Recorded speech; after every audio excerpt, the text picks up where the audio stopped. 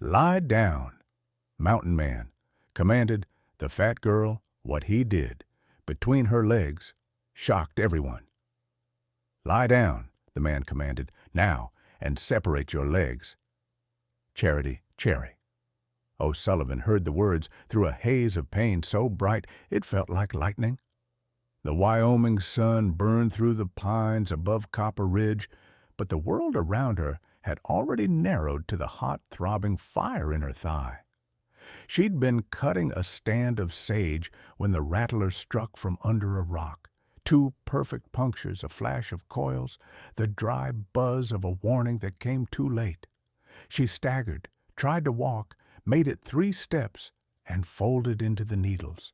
The swelling rose like bread in an oven, skin gone taut and mottled. Her breath turned shallow, her lips tingled, the forest tilted. She called for help until her voice broke and the trees answered with nothing but wind. Hoof beats, then a shadow fell across her. He swung down from the saddle in one smooth motion, broad-shouldered, coat dusted red by the road, eyes the pale blue of snowmelt. He knelt, fingers gentle but sure, and found the marks with a glance that told her this wasn't his first dance with death. "Rattlesnake," he said evenly. "Name's Samuel Blackwood, veterinary surgeon, venom work. You've got minutes that matter." Cherry tried to close her knees from shame, but his voice cut through it, firm and strangely merciful. "Listen to me. The bite's high on your inner thigh. If I can't reach it, the poison wins. Lie back. Breathe. Let me work." He snapped open a leather kit. Alcohol, scalpel, suction, a corked vial the color of amber rain. The air filled with the sting of spirits. "This will hurt," he warned. "It already does," she whispered. "Good," he said softly. "That means you're still here." Steel hissed against flame. Snowflakes the size of coins fell in heavy silence, clinging to his hair and lashes, while he pried loose the shattered timber that pinned her down. Each movement drew a gasp of pain from Beatrice, but he didn't stop, only steadied her with a calm, steady voice that sounded like it had seen 1,000 storms before. "Stay still," he said. "You move an inch, I lose you." Bea wanted to believe him. She'd spent most of her 28 years being told she was too heavy, too clumsy, too much. Even now, bleeding into the snow, her first instinct was to apologize for taking up space. "I'm sorry," she whispered through chattering teeth. "For what?" Elijah asked without looking up. "For being like this." He gave a short, rough laugh, one that carried no humor.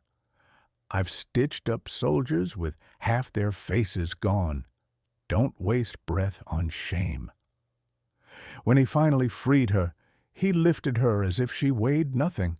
She'd found a patch of golden root she could sell for $2, a small fortune to her, when fate struck in the form of scales and fangs. Now, lying helpless in the dirt, her face streaked with sweat and tears, Cherry watched the stranger move with the calm authority of someone who had stared death down before. Samuel Blackwood was no ordinary mountain man. Once, long ago, he'd been a veterinary surgeon for the cavalry. He'd treated horses torn by shrapnel, men shredded by the same.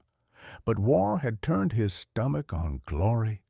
When his wife died from a fever no doctor could name, he sold his instruments and rode into the wilderness, with only his medical kit and his silence. He hadn't spoken more than a dozen words to anyone in town for months. But when he heard her cry echo through the timberline, something old and instinctive, the part of him that refused to let a life slip away, rose up and made him turn his horse. As he worked, Cherry tried to look anywhere but at him. The knife flashed, his hand steady, his breath slow. Every movement spoke of discipline, of a man who'd seen far worse than blood. "Keep your eyes on the sky," he told her. "Focus there. Pain lies to you. The sky doesn't." She nodded, biting down on a strip of leather he handed her.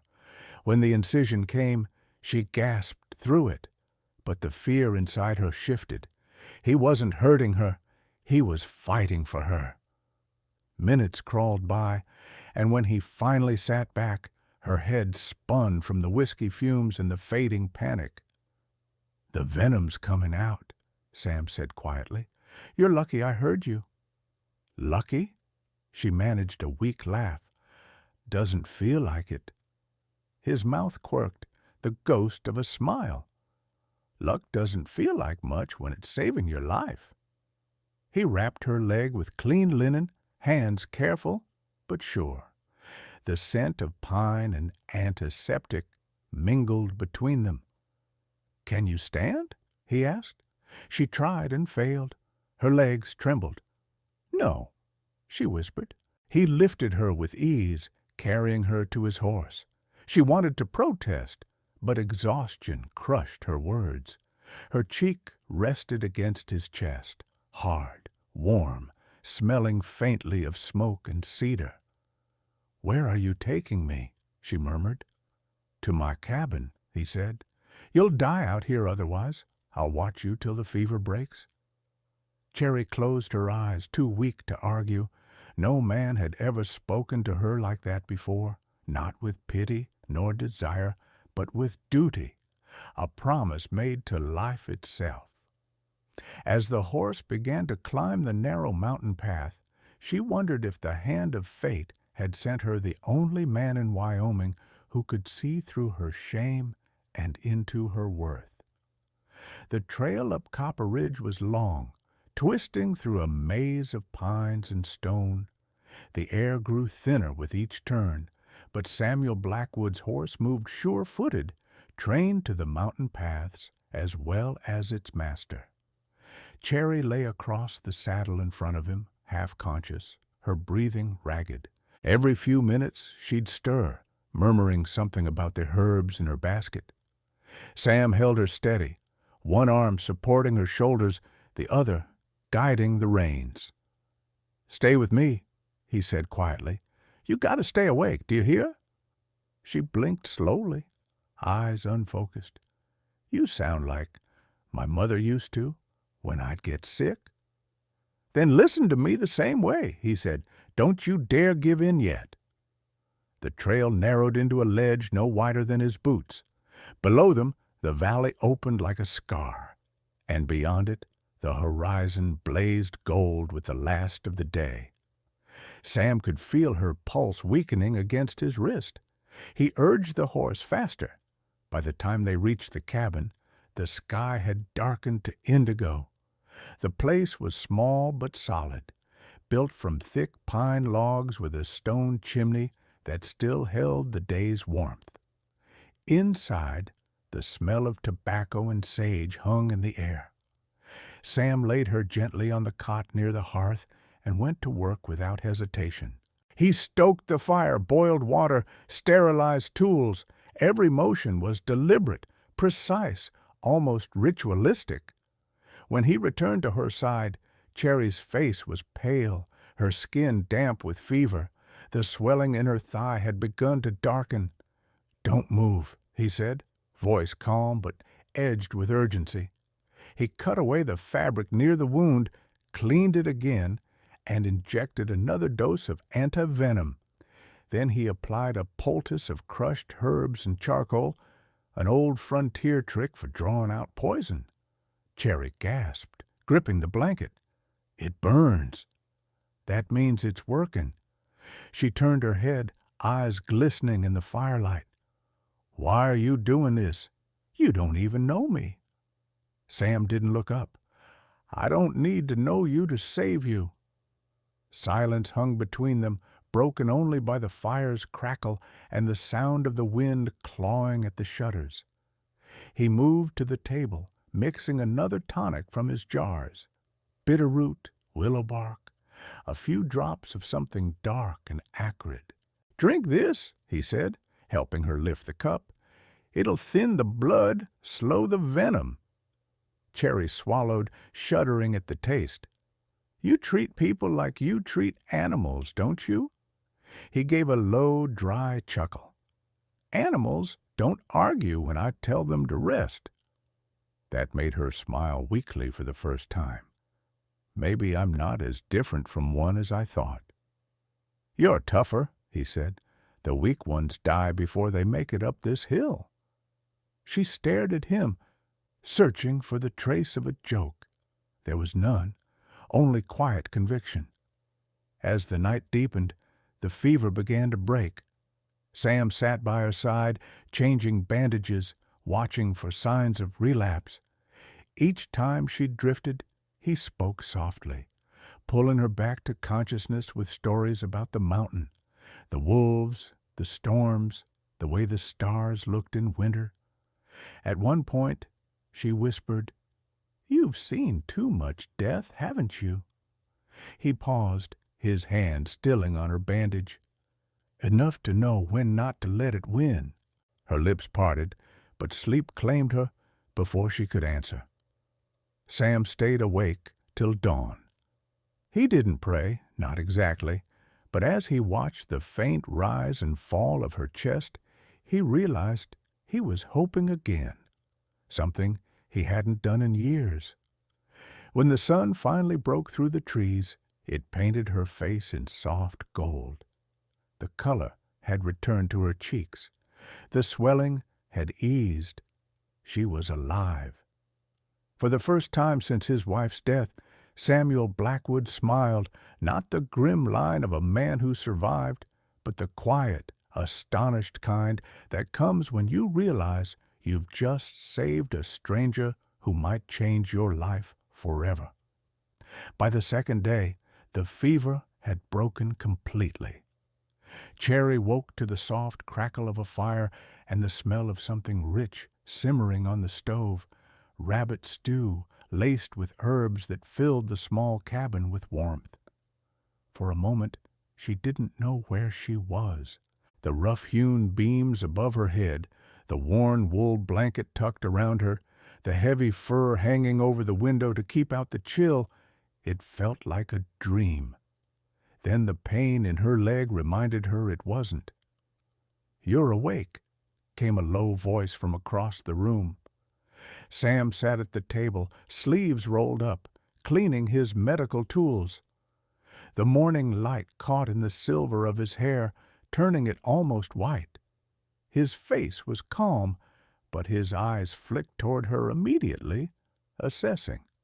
"How do you feel?" he asked. "Like I got into a fight with the mountain and lost," Cherry said hoarsely. "That's about right," he replied, standing. "You'll live. The swelling's gone down. You're lucky the venom didn't reach your lungs." "I suppose I have you to thank for that." "You can thank me by eating something," he said, ladling stew into a bowl and setting it in her hands. Cherry hesitated, then smiled faintly. "You even feed your patients?" "I feed anyone who makes it through the night." She ate slowly, the warmth spreading through her chest. It had been years since someone else had cooked for her, years since she'd been taken care of by anyone at all. After she finished, Sam checked her wound again. His hands were steady, methodical. Cherry watched him, fascinated by the focus on his face. "You've done this before," she said quietly. "Too many times," he answered. "Horses, dogs, a few men, poison's the same no matter what shape it takes." "And people call you a mountain man?" "They can call me what they want." He tied off the fresh bandage and stood. Names don't change what needs doing. The next few days fell into rhythm. Sam tended to the animals outside, 2 horses, a pair of goats, and an old dog that followed him like a shadow, while Cherry rested and learned the routines of the cabin. When she was strong enough, She began helping with small tasks, stirring stew, washing bandages, organizing his jars of medicine. Sam had hundreds of them, glass bottles filled with powders and herbs, neatly labeled in his sharp, deliberate handwriting. Cherry's eyes lit up as she studied them. "You know these by name?" she asked one evening. "Everyone," he said. "You work with herbs, don't you?" Her surprise showed. "How did you—" "You talked to them," he said simply. "When you were fevered, you kept whispering about goldenroot and sage." Cherry laughed softly. "I suppose I did. My mother taught me about herbs before she died, but I never had the schooling to understand what they actually do inside the body." Sam looked at her for a long moment. "You don't need schooling for that. You've got instinct. The forest taught you." Something in her chest ached at his words. No one had ever spoken to her that way, with respect, as if her knowledge meant something. Over the next weeks, he began to teach her the rest: how to recognize signs of infection, how to measure doses, how to mix tinctures. She watched, asked questions, and sometimes surprised him with answers. "You're a quick learner," he said one evening, handing her a small vial. "That's a fever tonic. You brewed it better than I do." Cherry blushed. "I've had practice listening to plants." "Then maybe you should listen to people too," he said quietly. "You might learn they're not all as cruel as the ones down in Copper Ridge." She hesitated, her gaze dropping. "You heard about that?" He shrugged. "I've seen it. Folks up here talk less, but they see everything. You were the woman they laughed at, weren't you? The big one selling herbs on the street." Her throat tightened. "They called me names. Said no one would ever buy medicine from someone who couldn't heal herself." Sam's expression hardened. "Ignorance talks loud when it's scared of real strength." Silence hung between them for a beat. Then he said softly, "You got a place here, Cherry, as long as you need one." The fire popped. The dog shifted by the hearth. Cherry looked up, eyes glistening in the light. "Thank you," she whispered. He nodded once. "Get some rest. Tomorrow we'll start cataloging the mountain herbs. If you're going to stay, you might as well work." She smiled at that. "Yes, doctor." He almost smiled back. "Don't call me that. Not anymore." But as she drifted to sleep, she thought about how he'd saved her, not just with medicine, but with the kind of care that mended more than wounds. And in the stillness of the cabin, she realized that for the first time in her life, she didn't feel like a burden. She felt useful, alive, seen. By the time the first snow-dusted Copper Ridge, Cherry could walk again. The limp was barely noticeable, though Sam still insisted she take things slow. They'd fallen into a strange rhythm that felt both natural and fragile, as if one careless word might shatter it. Every morning she joined him outside to collect firewood or check the traps. She'd begun drying herbs by the fireplace, filling the cabin with the mingled scents of sage, mint, and pine resin. Sam had even cleared a small table for her beside his shelves, a quiet acknowledgment that she now belonged in his world. But the mountain didn't exist in isolation. Rumors had a way of finding their way uphill. It began with a knock on the door one morning, a sound neither of them expected. Sam opened it to find Sheriff Ben McCready standing there, snow clinging to his boots and suspicion in his eyes. "Afternoon, Doc," the sheriff said, his tone too casual. "Heard tell you got company up here. A woman." Sam's shoulders stiffened. "She was hurt. Snake bite." The sheriff smirked. "That what they're calling it now?" His gaze shifted to Cherry, who stood behind Sam, clutching her shawl. "Well, Ain't that something? The herb seller from town. Folks been saying you disappeared, Miss O'Sullivan. We were starting to think a bear got you. Maybe it should have, Cherry muttered, unable to meet his gaze. Ben chuckled. Guess we know who found you instead. Though I reckon the good people of Copper Ridge might start asking questions about a man and woman living alone up here in the woods. That's enough, Sam said, his voice low and dangerous. She's my patient, and she stays until I say she's fit to leave. The sheriff raised his hands, mock innocent. Sure, just doing my duty. You take care now, Doc. Wouldn't want your reputation ruined over a woman like her. When he was gone, Cherry turned away, humiliated. He's right, she whispered. People will think the worst. Let them, Sam said sharply, then softer. You saved yourself the moment you survived that snake. Don't you let gossip kill you now. But that evening, as the fire burned low, Cherry noticed something different in his eyes, something he'd been hiding. Why did you really leave town, Sam? She asked. You were a doctor once. People must have trusted you. He stared into the flames for a long time before answering. I was a surgeon in the war. Afterward, I came west to build a quiet life. I had a wife, Claire. She caught a fever one winter. I tried everything I knew, but his voice cracked. I couldn't save her. The town lost faith in me, so I left before I lost faith in myself. Cherry felt her throat tighten. You didn't fail her. You just couldn't fight nature. That's what I tell myself, he murmured, but every time I hold a knife, I remember her eyes. Cherry reached out, resting her hand over his. You saved me, Sam. That counts for something.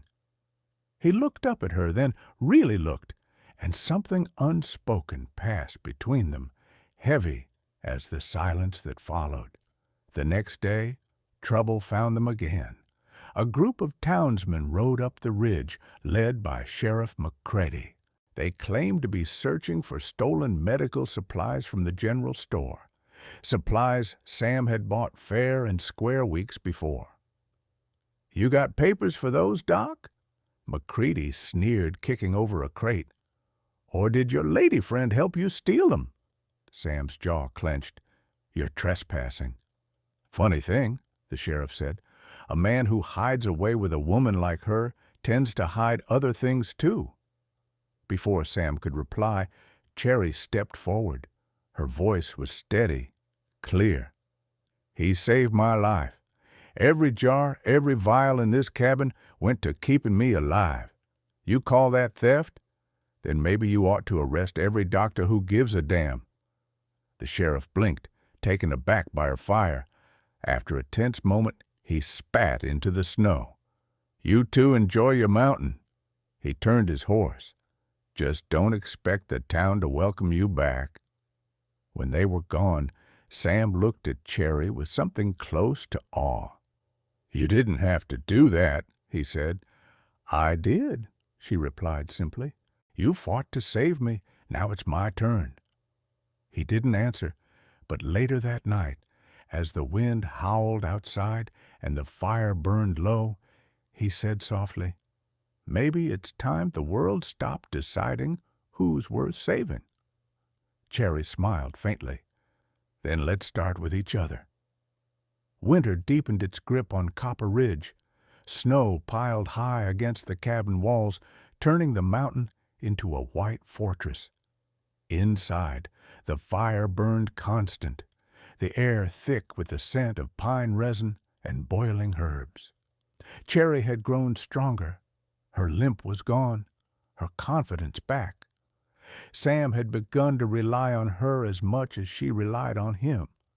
They worked side by side now, refining salves, cataloging herbs, and brewing medicines for the few brave ranchers who dared ride up the mountain for help.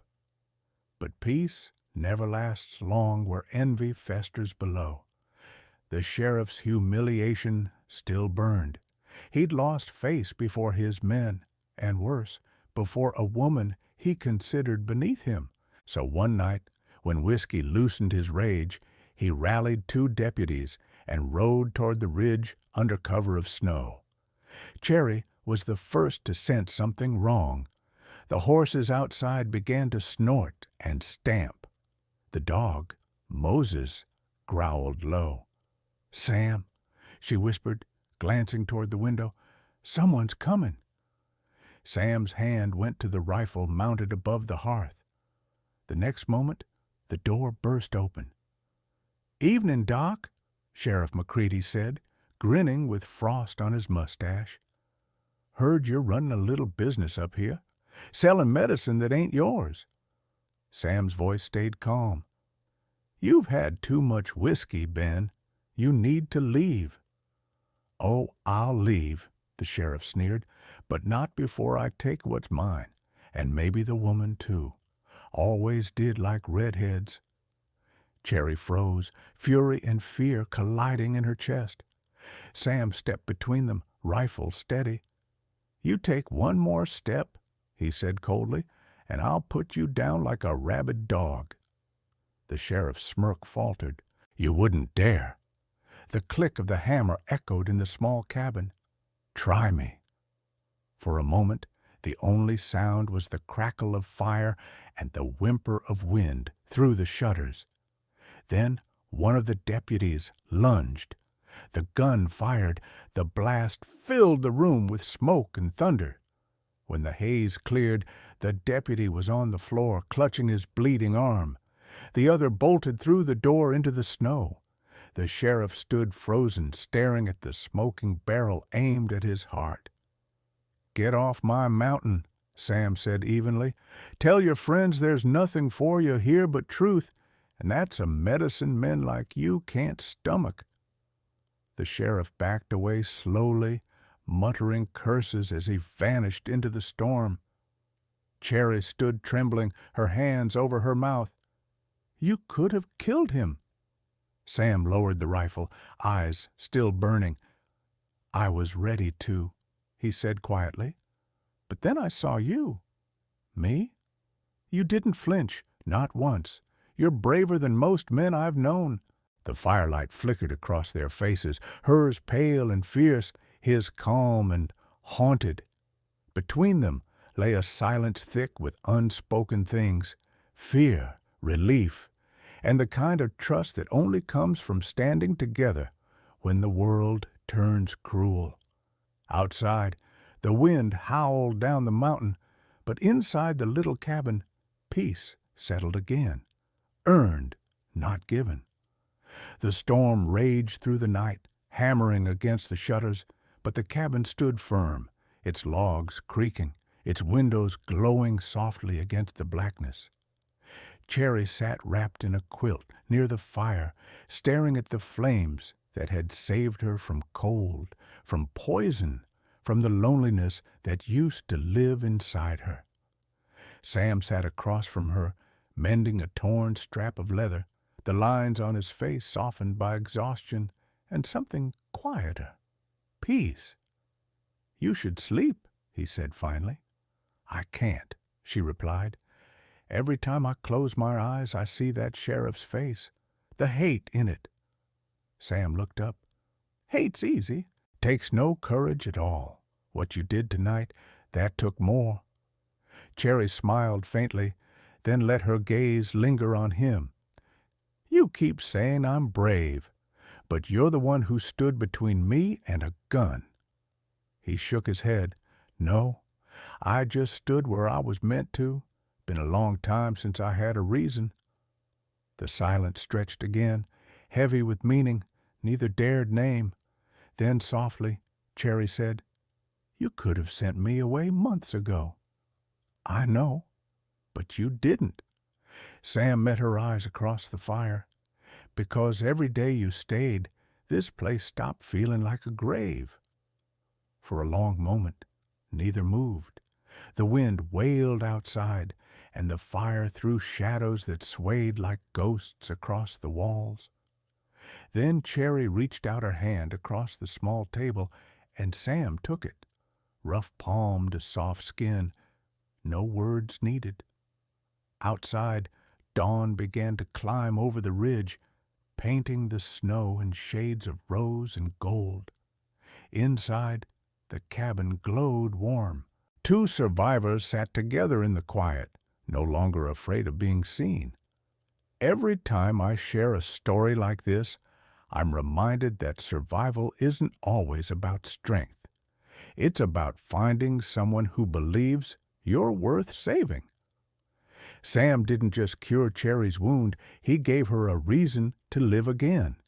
And in return, she reminded him that broken hearts can still heal when they dare to trust.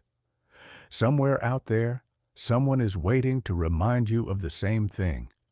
So tell me, where in the world are you listening from tonight? And if you still believe in the second chances, stay a little longer. The next story might just be yours.